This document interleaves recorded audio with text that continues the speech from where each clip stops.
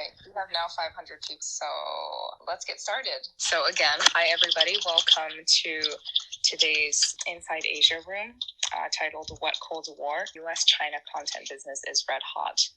So a little bit about me. My name is Lena. I have spent my entire life between the US and China. I'm currently based in LA. I have a family office based in China, but with businesses in a couple different countries.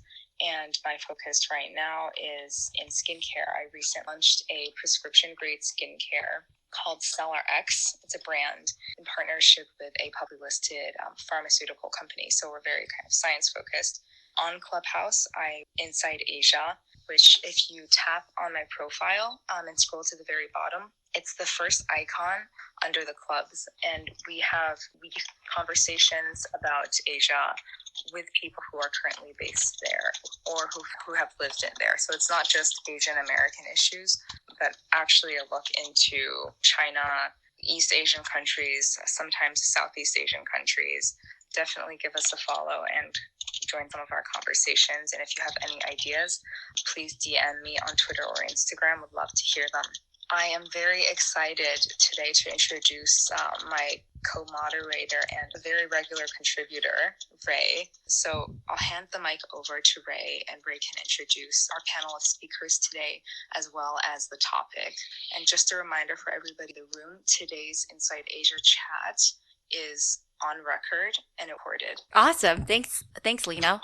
As Lena said, my name is Ray. I'm very much like Lena, bicultural, bilingual, US-China. I'm right now based in San Francisco, and I have a podcast called Tech Buzz China, where you can learn all about China tech. I also run a newsletter, and we'll be growing this community. And part of the things that doing is holding these chats where we can talk to experts and hear their voices about topics related to China.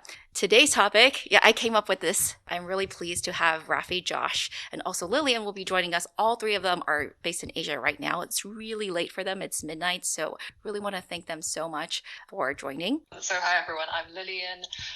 Again, I feel like I'm repeating, but some Ray. Lena, I'm bicultural. I was born in China, but moved to Europe when I was quite young, and I've been based in London, working as a venture capitalist for the last 5 years, and decided to move back to China last year. And I write the newsletter Chinese Characteristics on Substack, which long technology analysis on China and Chinese tech. I've covered, quite a few kind of content topics like live streaming and Bilibili, but otherwise very clear. And this is my first Clubhouse session, so excited to see what happens. Yeah, first Clubhouse session for Raffi and Josh too. Yeah, so my name is Josh, and so I'm a reporter with Xiao. I cover tech, and more specifically, my bread and butter is on gaming, live streaming, and esports. So I'm Cantonese myself. Went to high school and college in Florida and Pennsylvania, and then came back to Hong Kong. 2016, I've been covering China tech since. Great. Thanks, Ray, for putting this together. Thanks, everyone else, for joining. So my name is Raffi. I am, can't tell from the accent, American bred, but I've been living in Asia since 2004, and I've been involved in the tech and sort of entertainment nexus for about since 2007, and then specifically online video since 2013. First YouTube, and then into the mainland China market. I've been based in Hong Kong almost all 2006. So kind of 1 foot into the China market, 1 foot the global market. And since 2008, actually it's our anniversary last week, January 2018, third anniversary of being the head of Greater China for Collab Asia, YouTube, MCN, and I'll go into more detail on all that. Josh is going to talk about gaming, and then Raffi here has a lot of experience with content creators and how they're straddling sort of US and China, or I guess I should say really rest of the world, because a lot of the platforms we're talking about these days are completely global. In and out of China, yeah. And then China too, rest of the world. Yeah, so that'll be really interesting because, and the reason why we picked this was because last year, one of the hottest games, mobile games, was Chinese made. It was called Genshin Impact. So Josh will be talking about that. And then I think I'm personally following a few influencers that have come out of China, have been quite popular, like Hebei Pangzai is one of them, the guy who chugs his tornado beer. Maybe some of you in the room follow him. And then Li Ziqi, the lady who does a lot of the Chinese culture food videos. And then I've actually been buying her offline products. So it'll be really exciting to hear what you guys have to say. Yeah, sure.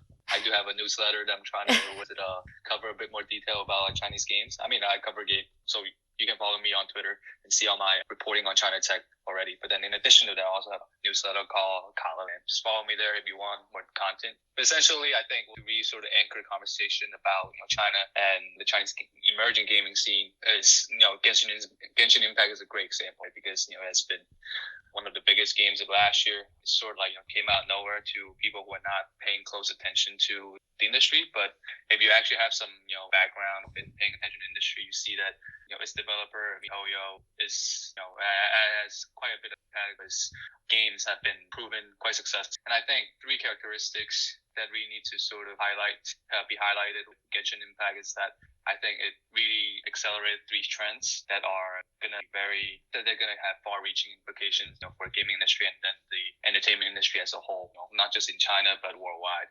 So essentially, to put it quite simply, this is the first cross-platform quality persistent open world game, and then you can easily play it on any platform, right?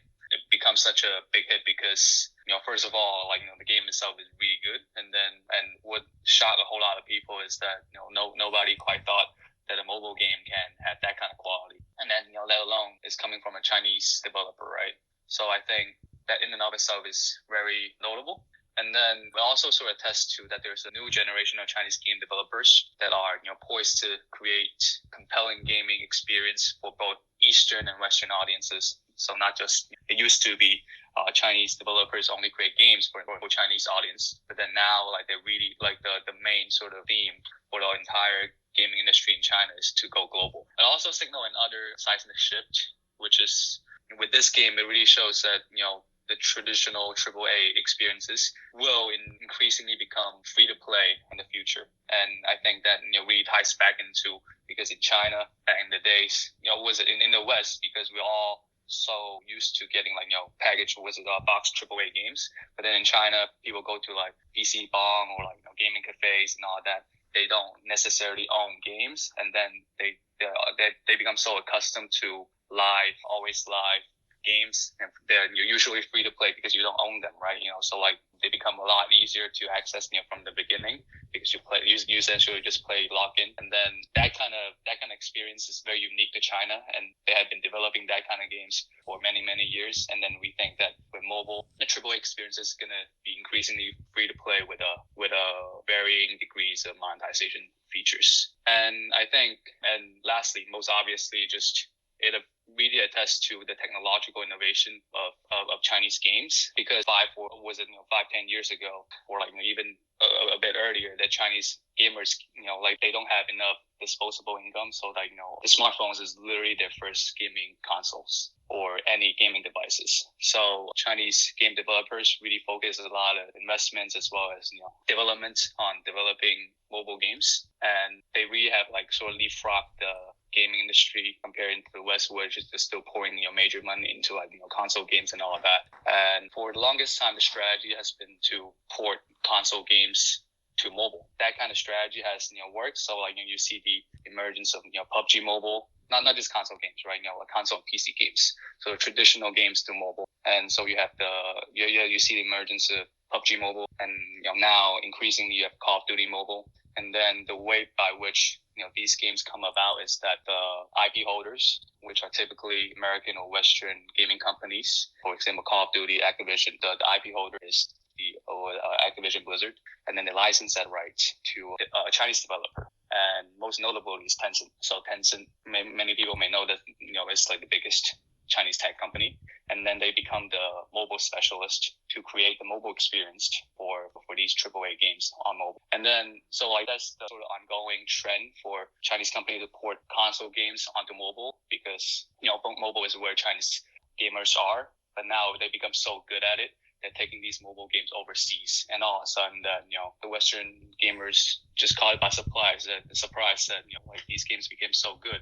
But I guess to sort of wrap it up really quickly, Genshin Impact sort of signaled not the end, almost like the end of that easy strategy of porting console games to mobile, because like Genshin Impact is a self-developed original IP, so they're not porting known IP anymore. The Chinese developers are creating their own IP. It's also a cross-platform game, so it's not just mobile port of a known game. It's actually cross-platform and played on PC, and played on mobile, and played on console. So that really sort of attests to the technological innovation of the Chinese game developers these days. Wait, can I actually just ask you to briefly follow up on a few points just so we have some jumping off points actually for Raffi, which is there was, I thought, like a really interesting contrast between how the game was received in the Chinese community. Let's call it the hardcore gamer community, where there was a lot of complaints about how it kind of plagiarized certain game mechanics, or I'm actually not sure if it was game mechanics or IP, because the IP itself isn't really even particularly Chinese, right? It's like very Japanese, I think, ish, or anime. I mean, the art style. That's all the trappings of like the anime, right? Right. So traditional Japanese anime. yeah, everything.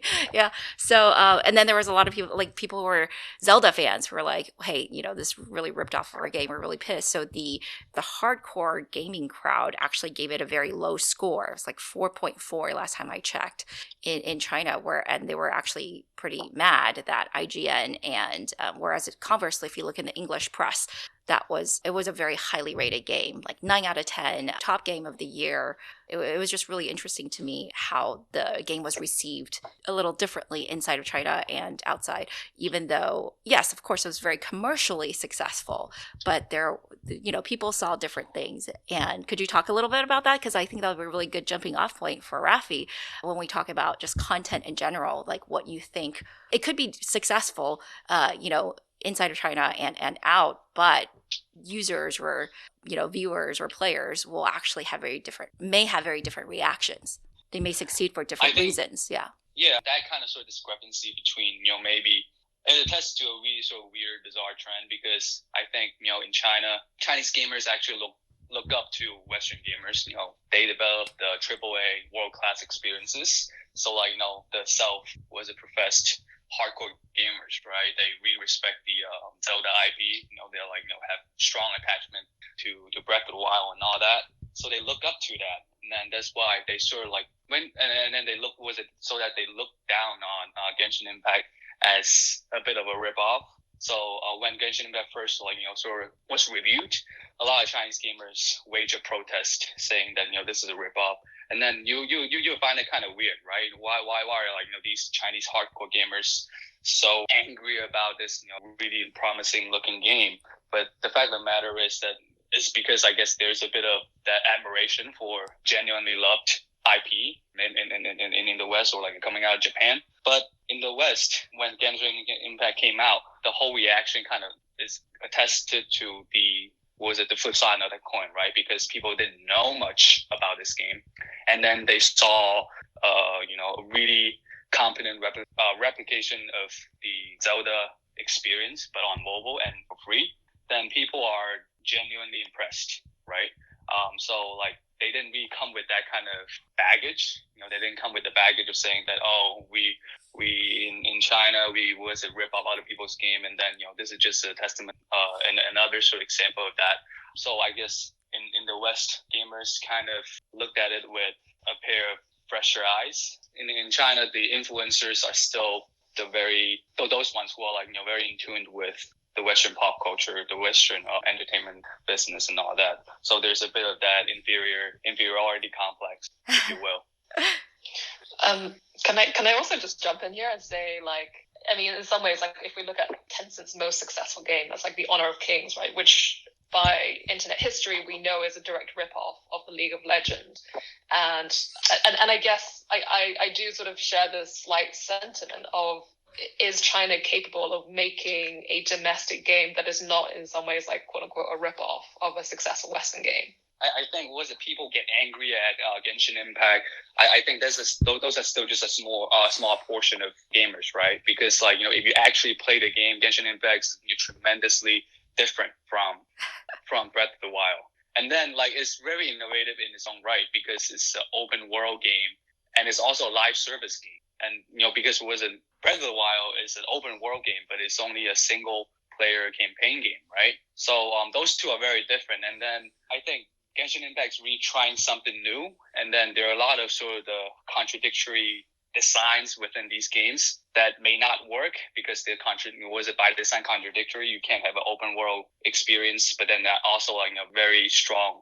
You can't have a live service game and then also like trying to make it an open world game. There are like so many elements that just don't work. They're not very compatible. And then also monetization with a free to play game as well as like a free to play game with open world live service game. There are so many like design decisions that are contradictory. But I think over a long term, they'll work those things out. So like those two games are at their core, it's very different. But like by the look of it, the way they're trying to like sell it to try to like get it off the ground is very much model themselves after Breath of the Wild. But at their core, they're like very different games. Got it. Thanks for that, Josh. So it does sound like there is some innovation. It's just not 100%. Raffi, I think like that's a really great jumping off point because I just wanted Josh to talk about how even the same piece of content could be successful in multiple places, but again, they're successful for different reasons. And I know you're working with influencers, so there's a lot of successful case studies of both US influencers who find themselves unexpectedly popular inside of China, and then also vice versa. Could you talk more about that? Sure. So I guess where to start, because I'm not sure where everyone is on the knowledge base on China. So I'll assume you guys obviously know the firewall, etc. You know that YouTube and Facebook and whatnot are blocked in China.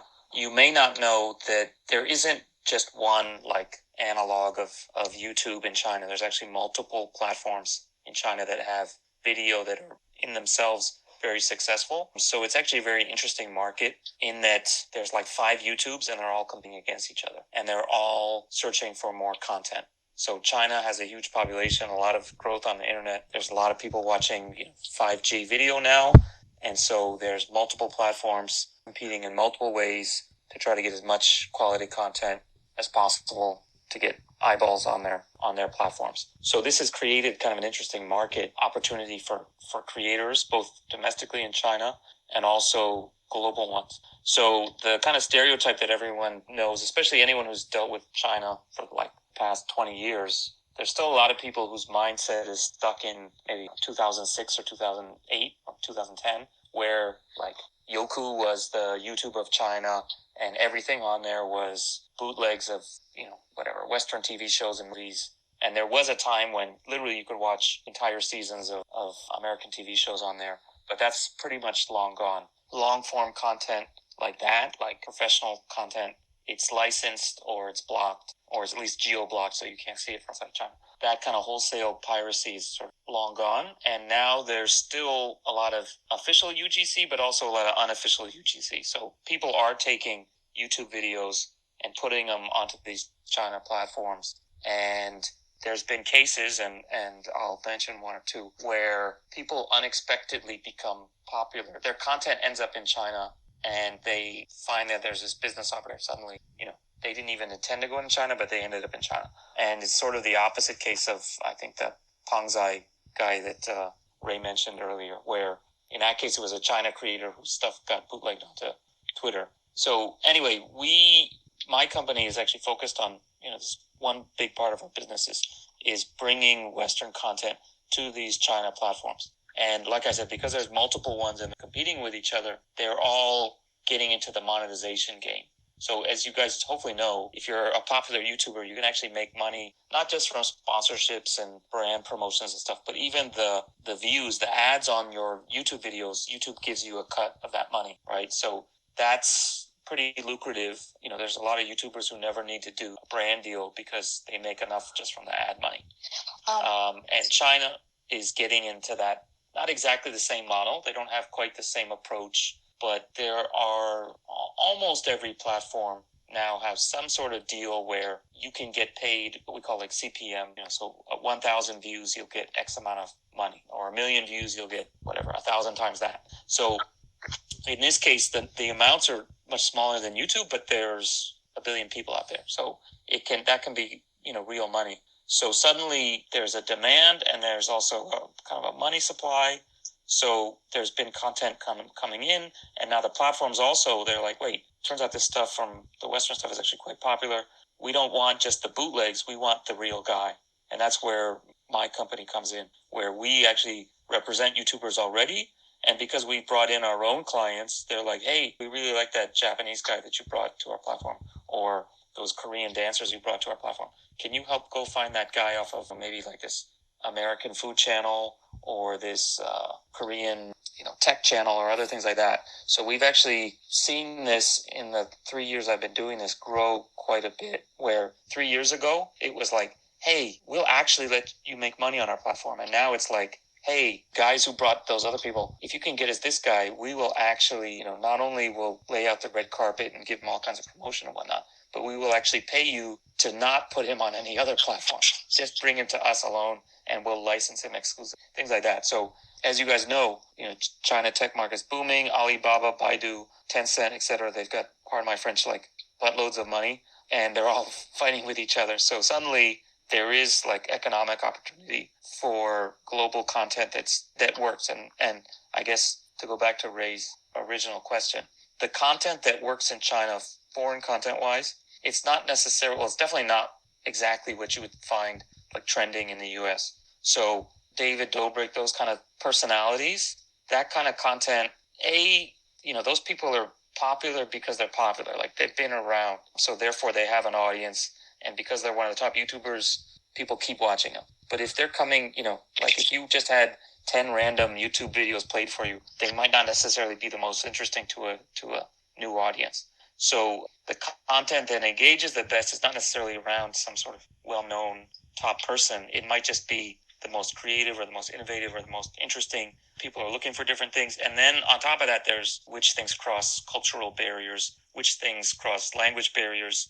And also, from my point of view, as sort of a facilitator of this, it's like what kind of content is easiest to localize and mass. So for example, I might have to put a lot of video, I might have to translate a lot of videos in order to build up a presence in China.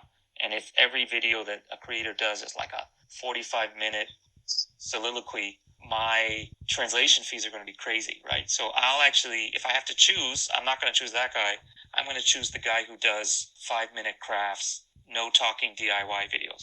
Because those ones, okay, I translate the title, maybe I burn some subtitles for a couple on-screen titles, and boom, it's done, right? So the volume with which I can bring that content in and the number of creators I can bring in is just way more feasible. So the content that works tends to end in that direction. So educational content, food is universal, dance is easy because no talking. We do a lot of that content. And then you get to things that maybe do have lyrics or vocals or dialogue, but it still works well in China. So one of the things that we found is sort of you want things to be fresh and new, but you don't want them to be too different. So for example, Chinese people love to see something familiar that they can relate to in new kinds of content. So for example, they love to see the experience of, let's say, like Chinese exchange students. So a mainlander who lives abroad and is studying somewhere, talking about their daily life. So people who were like, oh, I always wonder what it's like to go to graduate school or something like that. So if they can see those kind of vlogs, they find it interesting. Or the big one is actually international couples. So like maybe a guy moved to the Netherlands and married a Dutch girl, but he's Chinese. So he's sharing his experience as a Chinese living abroad. So that's, the ones that are really direct. But then you also get like, we have one guy, I don't know if you guys have ever, a guy named Jamie Zhu, Z-H-U. And so he's actually half Chinese. His dad is kind of a very typical middle-aged Chinese guy. And his mom is Australian. He's half Chinese. Actually doesn't speak Chinese almost at all. But he's also does one of those like prank YouTube channels. And he pranks his dad. And it's popular on YouTube, million subscribers, but like insanely popular in China because everyone relates to the dad.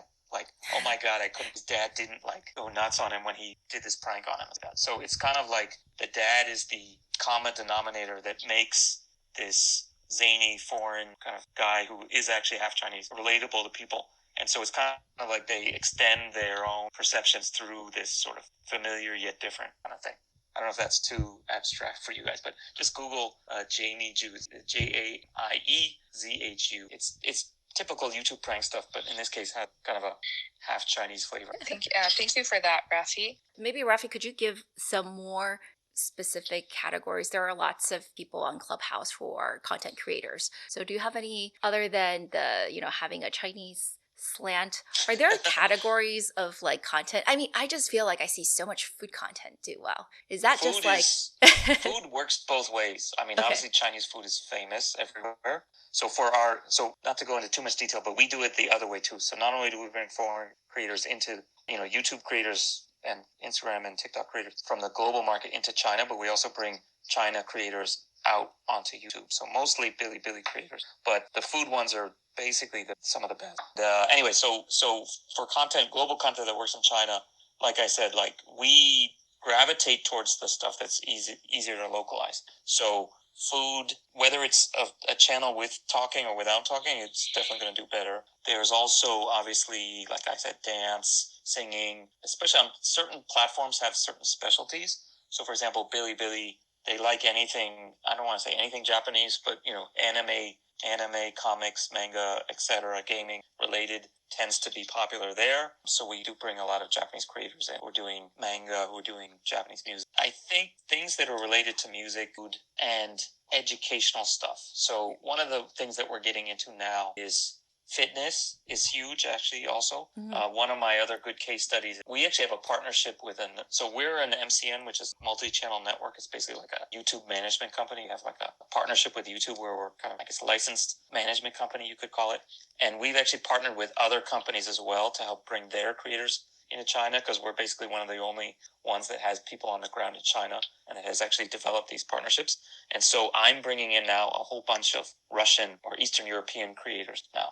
So in the last month or two, we brought in it's going to be 15 or 20 by the end of January. It's like this Russian guy with amazing abs who does workout routines. We have a guy he's from like Abkhazia. He's like the Russian barbecue master of Russia. I guess I don't know what to call him. And so he just like will chop up this whole side of beef and like cook it on some giant Russian barbecue stove. So like those barbecue master guys you see in the US, there's like a Russian version of that. People like that are, they're pretty big on YouTube, and now China is jumping on the bandwagon. And actually in this case, like the platforms in China they actually have gone through their own content and said, okay, of all the YouTube content that we have found bootlegged on our platform, these are the ones that we want you to actually bring us more of. So yeah, DIY, kind of cooking, education, those kind of things. Tech stuff. So there's a few, not our clients, but there's a few like Linus Tech Tips, I think is the channel, who's like huge on YouTube. He's also on Bilibili with hundreds of thousands of fans. So some of these top guys, if it's in the right kind of category, definitely work globally. And it's just a matter of like, is it feasible, or how painful is it to localize it? So we gravitate towards the easier stuff. Got it. Does that answer your question? Did I go off on too much of a tangent? Can I jump in just a bit about? Go for it. Because like what I'm seeing right now, like a very interesting trend is just as Bilibili become more of like YouTube in China, and I'm seeing like there's like parallel universe between like Bilibili and YouTube, right? And I feel like going forward, because a lot more maybe Western-based content creators want to reach the China market, they will go through like agencies like yours, because in the past it's just like sort of amateurs bootlegging different videos into China to these local platforms. But then now I guess like they're going through you, because these platforms want to hold these creators responsible too, or like get through different legal sort of like stay away from all the legal trouble. Yeah, it's just like very fascinating that we have these two platforms are getting increasingly similar to one another, but at the same time, because China has a great firewall because of censorship and all that, that's why YouTube can never quite actually just take over in China. That created a opportunity for Bilibili. Yeah. Is it okay if I briefly talk about, since one of the questions people always ask is like, how can I do it? It's exactly what Josh mentioned. They actually, as a foreigner, like off the street, okay, first of all, there's the language barrier. Let's say it's a person like a Chinese American who speaks and reads Chinese. Even if you can go to Bilibili and sign up for an account, there's several steps to be able to sign up for an account. And because it's China, you have to like do SMS verification and stuff. And some of the platforms actually will let you do that with a foreign phone number, but not all of them. And then there's the next step up, which is to like actually be able to upload Like, so verified account that can upload. And then also the next level up from that is actually being approved to monetize. And even if you can get that, a lot of times in that case, you need to have like a China ID and whatnot. But even to get that, if you got that, you actually have a mainland China bank account to withdraw them. So the systems aren't set up for these edge cases of, set up for the 1.3 billion people in China, not tens of millions of people outside of China who actually speak Chinese. So it's actually pretty tricky. So in that case, like, even if you didn't have the language barrier, even if you did have a China ID, you might not have the bank, you might not be able to do this and that. And even then, even for people like us, like, certain things are just off the table. Like, so for example, live streaming on a Chinese platform when you're physically located outside of China is even more regulated. It's possible, but it's actually quite difficult. And it's against the, it's not difficult technically, it's also difficult, like, regulation wise. Yeah, you definitely can't. I've tried to see if I can get around live streaming because just want to test some of the apps. You definitely can't. That being said, I did want to say that, sure, the content that you expect to succeed in China or food and whatever, all these more cross-cultural things. I was personally really surprised though is like, I don't know if people are familiar with Rick and Morty, the animation. I thought that was like very, very American style humor, very wacky, but that is the #1 rated and ranked by number of votes, as well as the actual rating on Douban, which is China's main review site. So I don't know how it does specifically in terms of viewership, but in the animation category, it's actually the most popular show. It's very interesting. It attracts us. It attracts a very. I feel like it gets like so highly rated because they attract a very specific group, right? And then there's also a very interesting phenomenon, which was in Big Bang Theory in China is huge as a show. I mean, like in the U.S. it's an okay show, right? I mean, everybody some people will watch it, but in China it's disproportionately big. They attract a very high intellectual group and really into science stuff. And I think in the case of Rick and Morty, it's kind of similar to that too. Yeah. And then so like that. Mm-hmm. Yeah, like jumping onto this because I did compare like Douyin to IMBD. I think it's quite interesting because it made me question how representative Douban is of Chinese taste in general, because also on the popular TV shows there's this very cultish British TV drama called Yes Minister, which is ranked in the top 5. Even most British people haven't even seen that, so I was quite surprised that it reached number 5 on most popular TV series in China. And so when I sort of post about it, people are like, oh, it's kind of Douban's for those hipster youths who likes to show off how knowledgeable they are about niche subjects. So, like, I don't know. Maybe that. Yeah, it's cool. Maybe this is a great time to invite Jason. Jason, I don't know if you're there. And maybe Jason and Raffi, you guys know each other. Jason used to work at Alibaba Pictures and is working on sort of cross-cultural stories, but in film. Maybe Jason, you could talk about sort of your insights on the content business, US and China. You're a Hollywood guy. Yeah, hi everyone. Great. Thanks for inviting me on here as a speaker. It's my first time, so if there's anything I need to be aware of, please guide me along. On the Chinese content, I think that this phenomenon that you guys are talking about with some of these TV shows that are unexplained and why they're so popular, I think it's because Chinese audiences, they have great taste in good stories. So they want to find these good stories and they're hungry and they're very open-minded, I think, because maybe there was a point, it's because that there was at some point so much widely availability of piracy, like back in the 2000s, it was DVD.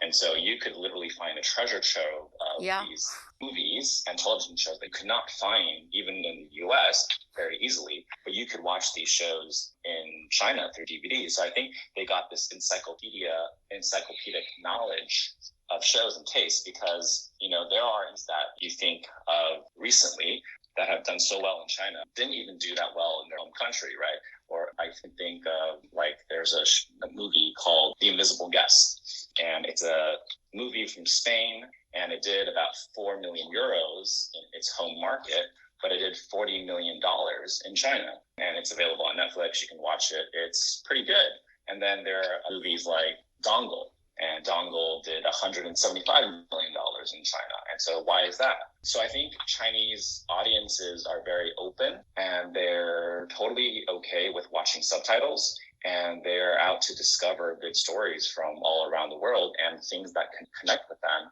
they will watch and support. I mean, there's even this really small art house movie from Lebanon. I think this was now 2 years ago in 2019. And it, 何以为家 is the Chinese name. I'm blanking on the English name. But that movie did, I think, close to something like $30 million in China. So I think the Chinese audience is, it's surprising that you'll find that they're quite open just discovering content that you may not think that they like. Yeah. By the way, I invite people to raise their hands if you have something to say or a question to ask. But I absolutely agree with Jason on definitely the piracy helped, but also even when I was growing up, I grew up, in the 80s in China, and then there was a lot of foreign content on TV on the official channels. And that's just because at the time, content creation in China wasn't that big. So there's a lot of, I think one of the early channels is like international movie channel, right? So I grew up watching some. I didn't even realize because they were all dubbed, but now I realize they're like Hungarian and Russian and Indian content. Cool. Eric, you have a question or comment? Yeah. Thanks for inviting me on stage. An emerging trend is VTubers, and from what I understand, it kind of originated in Japan, and we're starting to see it in the West. But I was wondering, do you guys have any thoughts on the future of VTubing? Is it going to be very common? Kind of what's the future there? What's VTubing? VTubing. Okay, I don't even know. Virtual YouTubers. Virtual. Oh, okay. Let me say my piece. It was hot in Japan about 2 years ago. It's kind of cooled off. I think now that it's sort of plateaued, it's a genre. It's a thing that, it's sort of a natural extension of anime, I think.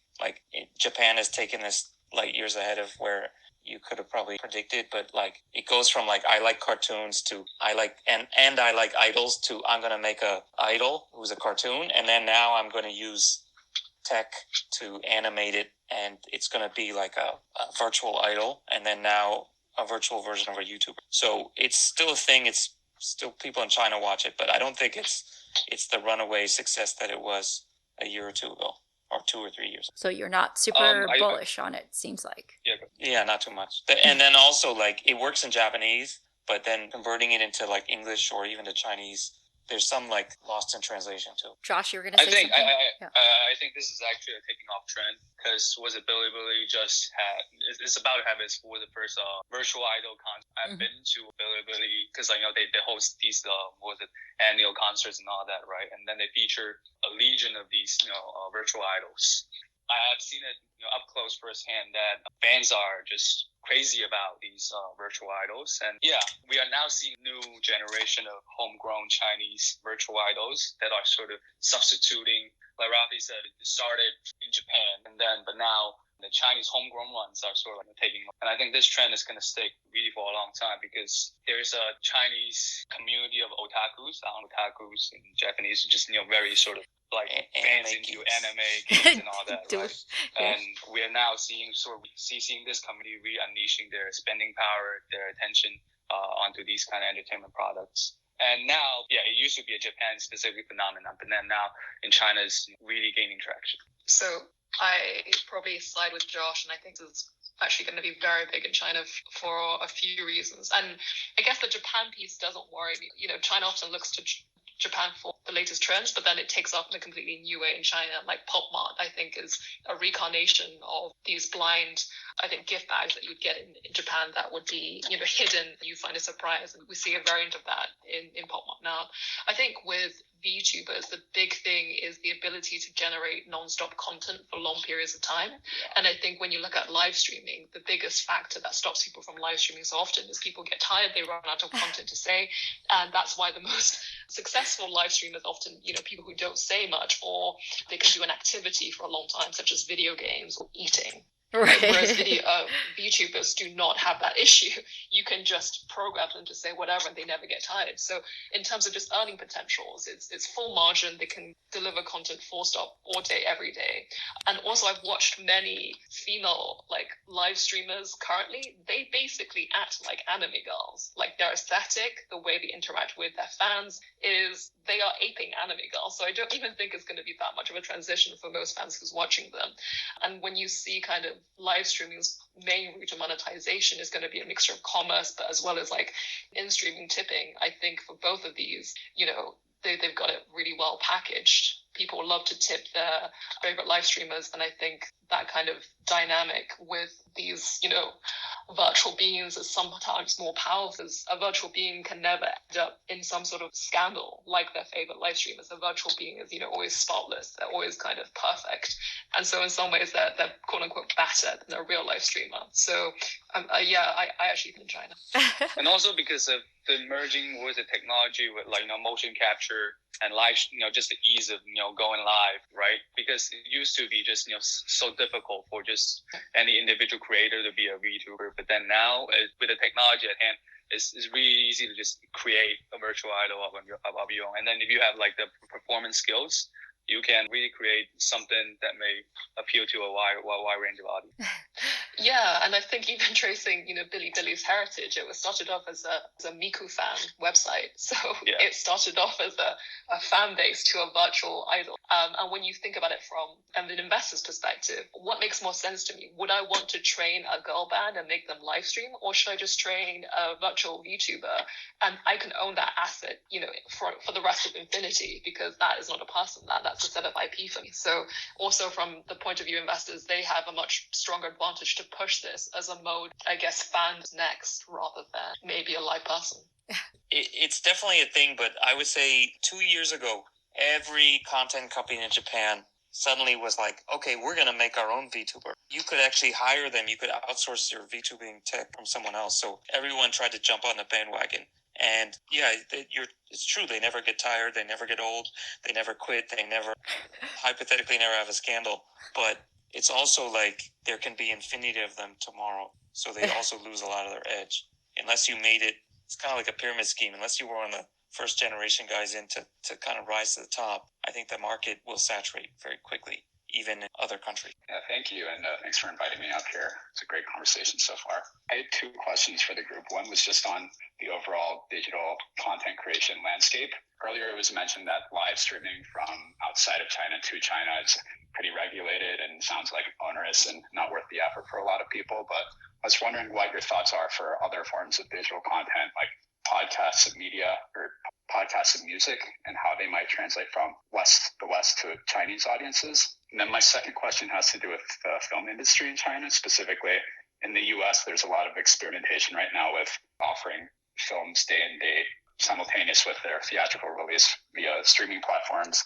And I was wondering, just given the Chinese media consumers' willingness to download things and just comfort with digital streaming, how different Chinese film companies are. Jason should answer the second one for sure. Who wants to answer the first one? I can take the first. I was wondering if someone wanted to take the first part. I think Chinese companies have it's in their DNA to think much more in it, because on theater and how they get these out to audiences, specifically these, because they didn't start the infrastructure or the baggage of the studio systems here. So China, whether it's Wanda, Culture, Alibaba, Tencent, Huayi Brothers, the whole entire industry is pretty brand new. It's been going for a couple decades, but it took off in 2012 in terms of the box office having strong, significant year-over-year growth, and also the build-out of theaters around the country. Audiences still love theater. So this year already, you have the calendar New Year. That weekend set an all-time high period in China.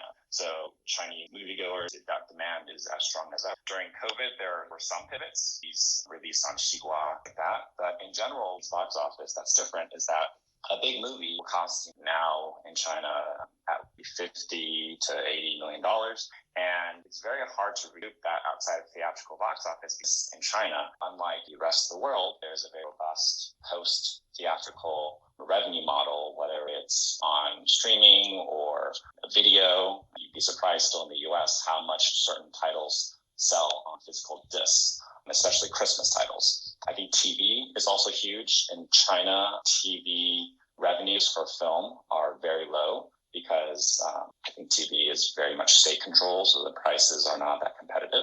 And so the Chinese movie-going audience, it's still very strong, and they want to go and see things theatrically. I think the theatrical experience is also probably slightly better in China in some respects, because for the most part, clean. They're usually a part of big shopping malls, so there's a lot of entertainment there, and also F&B and different experiences. that people can have. And there's also not as much availability of payment options.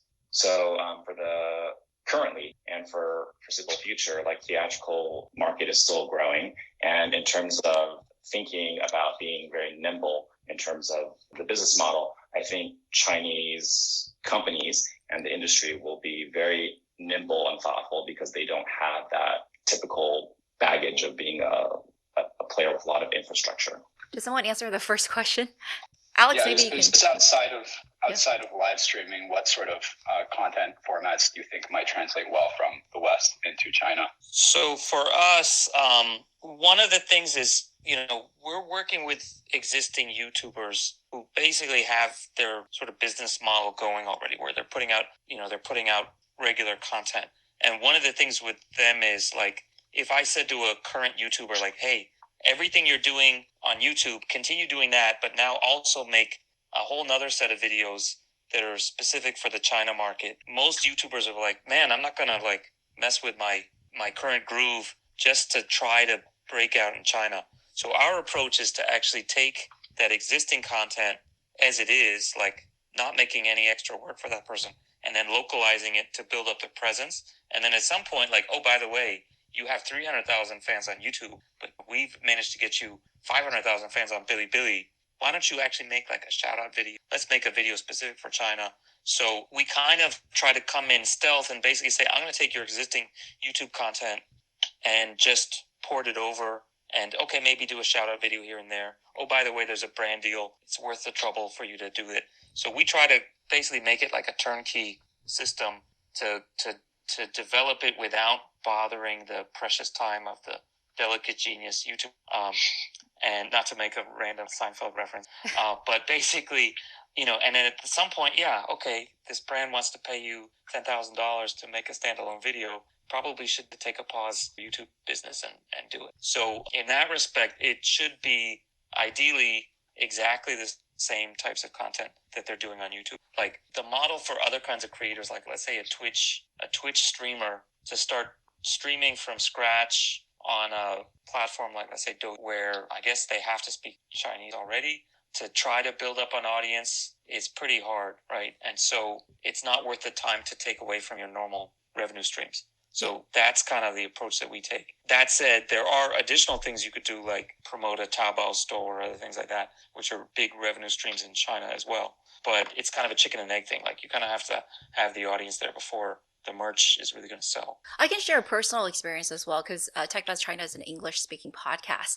The way you should think about China is there's just going to be a lot of people there, right? So even though we're completely in English and it was never designed for a Chinese audience, we work with a Chinese media platform and they just put us on Himalaya, which is the, Chinese. It's really more of an audio book listening platform, but, they have our audio contents on there and a lot of people listen to podcasts through there as well.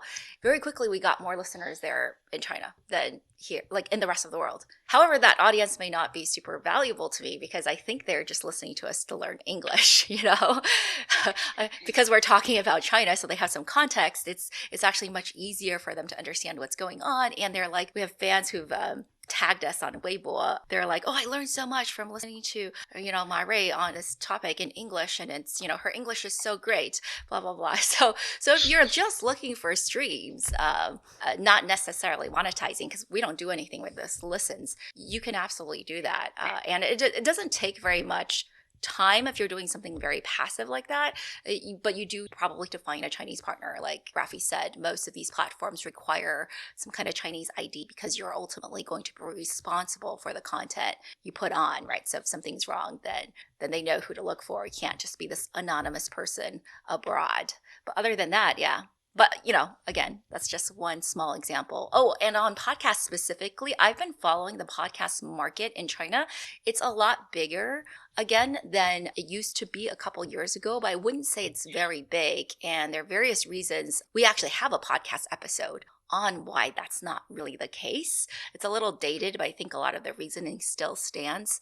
It just has to do with the fact that content is actually pretty, again, restricted. There are certain things you may not want to talk about, so it can't be as free-flowing. People sort of want a more scripted, structured, they want more of an idea of what you're going to say. And I think that for podcasts in general, again, if you look at the absolute numbers, it's very easy for a podcast in China, like even the very quote unquote, not so big, pretty small niche podcasts I know have hundreds of thousands of listeners, but that's just because you have 1.4 billion people. That's just a natural consequence. So hopefully that answers some of your questions about other media platforms, Alex. Yeah, super helpful. Thank you. Just a little recap of our room today. We are talking about the content business in and out of China with an amazing panel right now. Some of them are based in actually China time. So I just want to do a quick time check. But right now in our speaker box, we have Ray Ma, China tech and business expert. Check out more of her work at TechBuzz China. Follow her. Subscribe to her podcast. We have Raffi, who is a special in online video and China and the CEO of Collab Asia, a major multi-channel network. Josh is a tech journalist at South China Morning Post, also a gaming expert. And Lillian is a China expert and tech blogger. You can check out her newsletter at Chinese Characteristics. Definitely give it a follow. We're just wrapping up our conversation on the content business, influencers, gaming, and content in and out of China. Yeah, maybe next, Derek? Yeah. Hey guys. Hey Jason. 好久不见. My question is actually maybe, but virtual production is big in the US now. All of Hollywood's kind of getting on board with ILM kind of leading the charge. What's it like for China? And I think I have kind of two questions specific to that. One is what's the talent that is needed to kind of bring it up to speed and the infrastructure? And then two, are there any implications because the main game engines are Unreal and Unity and they're US based? Like, does that have any repercussions down the line or impacts down the line? Hey there. That's a great question. I probably don't have done that. I would have to say in the past, especially the last year, I haven't been in China. And so I don't know about that and how it's grown. In terms of maybe Josh, with your knowledge of gaming, you could also help provide some context or knowledge that you may have. But Chinese companies are probably looking at it and interested because there are folks like Digital Domain that have Chinese backing, and also a lot of VFX and special effects companies that have a lot of foreign talent that are in China and working on Chinese production. So they're probably looking to it. But in terms of where the industry is right now, just in terms of my contacts and friends who are producing and making films in China, I think it's not yet currently the focus because there's so much more that they can still do currently with the traditional technologies. But I can bet that they're probably looking into it and probably going to incorporate it when it does make sense.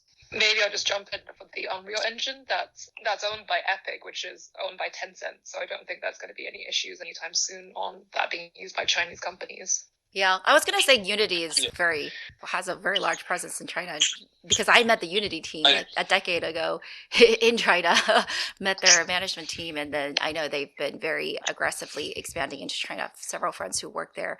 And then the other thing is on VR, AR specifically, I don't know about when it comes to content, like just pure visual content, but I can tell you after companies like Sandbox and whatever got funded, one of my ex-colleagues actually at an investment bank I worked at is now the CEO of basically a Sandbox clone. So doing VR, in-person VR experiences in offline retail with cinematic content. Yeah, I think was like Jason said, was it because there's so many VFX studios in China already, and a lot of the gaming companies, Ubisoft and others, they have very strong teams, building VFX stuff in China. So the team is growing. The scene is definitely growing.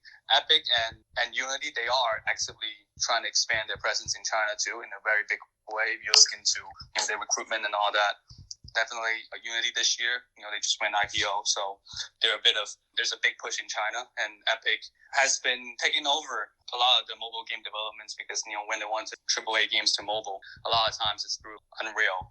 But that being said, I think, one of the main challenges that's recently is just because the gaming sector is so hot that a lot of the art and engineering talents are being actually sucked up and poached by gaming companies. So when it comes to, I'm not so sure about, movies themselves, but then I'm actually working on stories of just about that gaming companies are poaching a lot of these talents.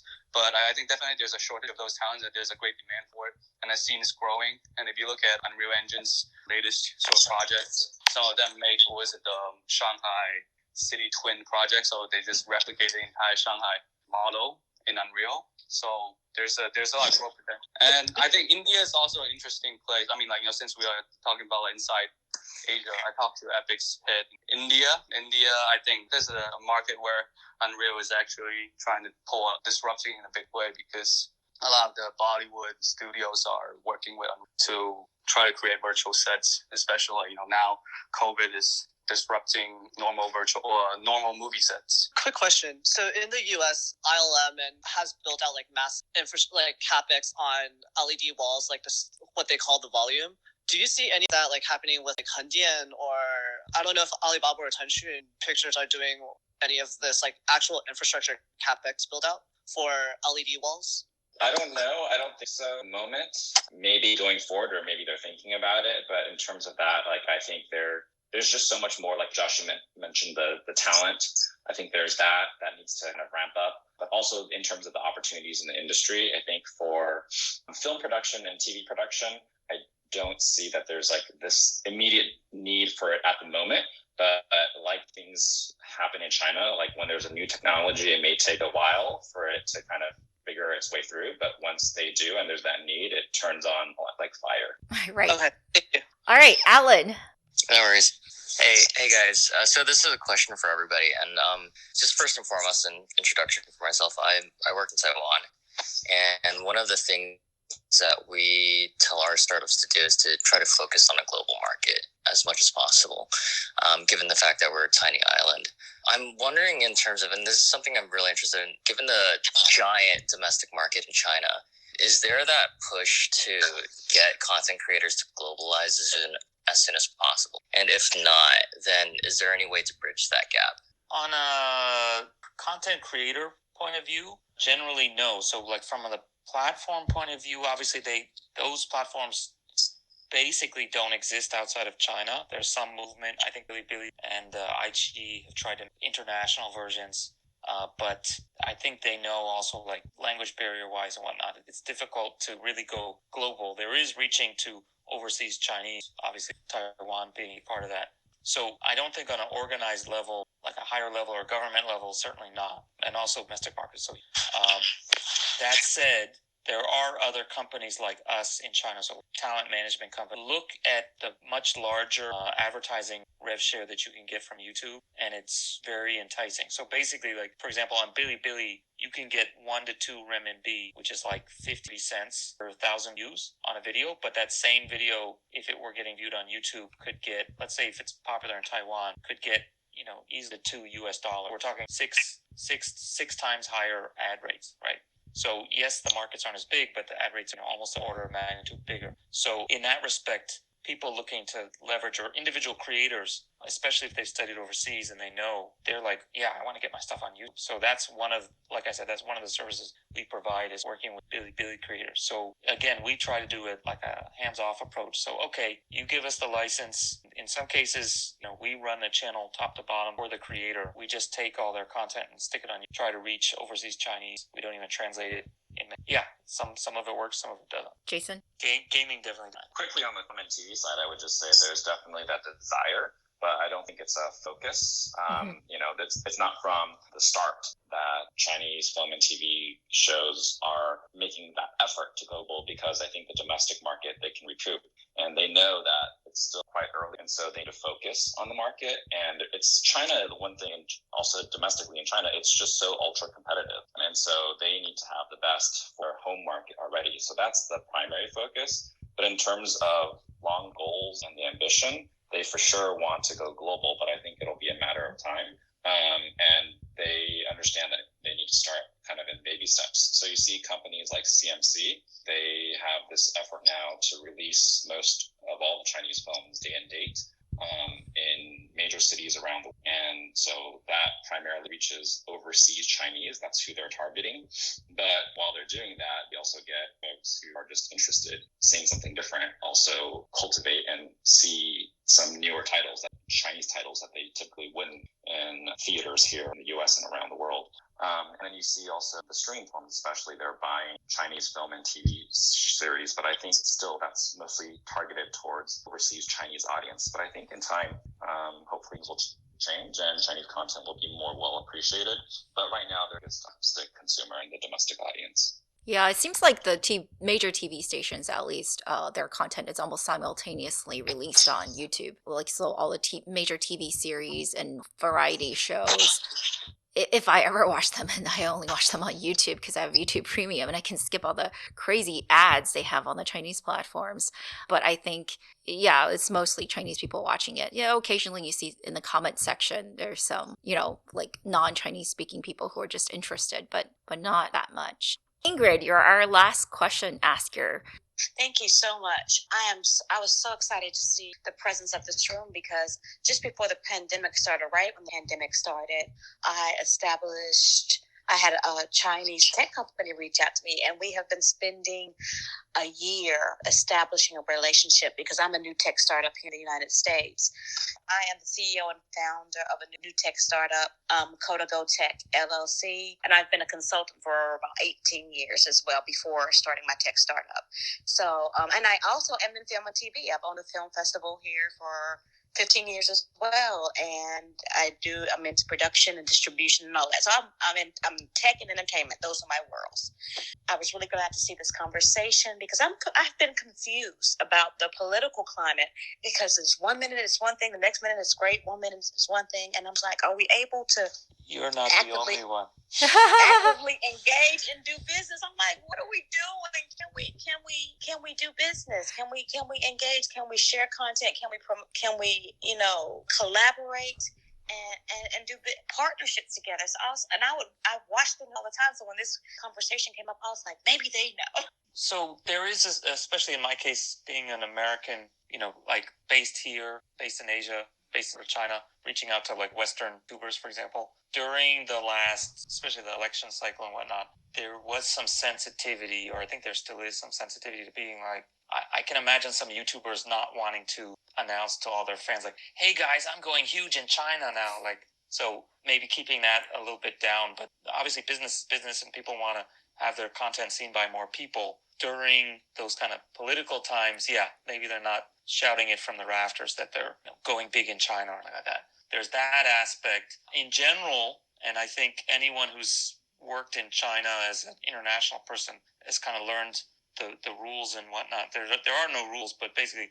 learned how to navigate the reality of the situation. Is like for example, in our case, the content that we do, we're not doing event stuff. We're not much controversial topics. Obviously, things like that they're a lightning rod on YouTube too. But China is very strict on that respect. So, and it's not just strict about politics. It's strict about things are too sexy or things are controversial in other ways. So, for example, in China, I think once you get used to the fact that they're sensitive about a lot of stuff, like it doesn't even phase you anymore. So, for example, right, the government decided to crack down on like food waste, because, like they talk about in the US, like, oh, restaurants waste a lot of food or whatever, right? So in China, it didn't just get mentioned in the news. It became like there was a government edict about you have to restrict food waste and stuff like that. So somehow that got translated into, we don't want, on the video platforms, we don't want to show or promote content which is wasting food. So, for example, there's a phenomenon in originally from Korea, called mukbang. Yes. People like live stream where they're eating tons and tons of, and they're sampling, but they're basically wasting a lot of food. So suddenly that became unpopular, or not even unpopular, but like frowned upon. So, luckily I didn't start a mukbang creator importing service, because if I did, I might be screwed right now. So it sort of teaches you to like, okay, roll with the punches, diversify your content. And if I've mentioned this before, and it was like, you kind of have to roll with the punches, but also like, don't put all your eggs in one basket, because it might be this one today, it's mukbang today. Yesterday it was BTS videos because BTS did something that got in trouble in China. The day before that, it was South Korean missile defense system. So there's just whatever the thing is of the moment. And in a couple months, it kind of goes away, and then mukbang will be back in China sooner or later. So you have to kind of have this longer term, broader view and kind of never put all your eggs in one basket and sort of keep your head down. I love that. Thank you so much. It's given me a lot of insight. It sounds like there's got to be flexibility based off of what's going on. That's what I'm taking away. Thank you so much. No problem. I would only add, it's a big question, but I would just add more macro. I think these are two of the biggest markets in the world. So despite whatever regulatory or climate, there will always be opportunities, but it might not be whatever is trending or maybe whatever a particular company or a particular individual wants to do. But there will always be opportunities between the US and China. I mean, look at right now, even with the Hollywood studios, they're saying that, because certain titles do well, audiences in China are not favoring US films. And I think that's just kind of clickbaity and headline for the headlines. That's not true at all. And so I think there will always be opportunities, and it's up to businesses, entrepreneurs, and individuals to find out where those opportunities are. I think the desire to collaborate between the two markets will always be there. I love it. Me and my partner in China, we took this year to really get to know each other, and he just always made the point. He said, Ingrid, there's always going to be something, but we can still do business. 100%, yeah. I think this has been really wonderful. I want to give a big thank you to our speakers and everyone who came up to the speaker box to ask questions. Super thoughtful. Just in closing, I want to give another recap of this room and everyone we have in it. So, today's room was co-moderated by one of our very long-time contributors, Ray Ma, for Inside Asia. Ray is a tech and business expert on China. You can find more of her work at TechBuzz China. Definitely give her a follow and check out her podcast. We have Raffi, who is a specialist in online video in China and CEO of Collab Asia, a major multi-channel network. We have Josh, a tech journalist at South China Morning Post. He's also a gaming expert. Lillian had to jump, but in her place, we're very fortunate to have Jason Lin jump in. Jason is the producer and founder of Story Art Pictures. They work on commercially driven stories inclusive of Asian culture perspectives that feature at least one Asian lead. I want to thank you guys all for sharing your insights today. Thank you.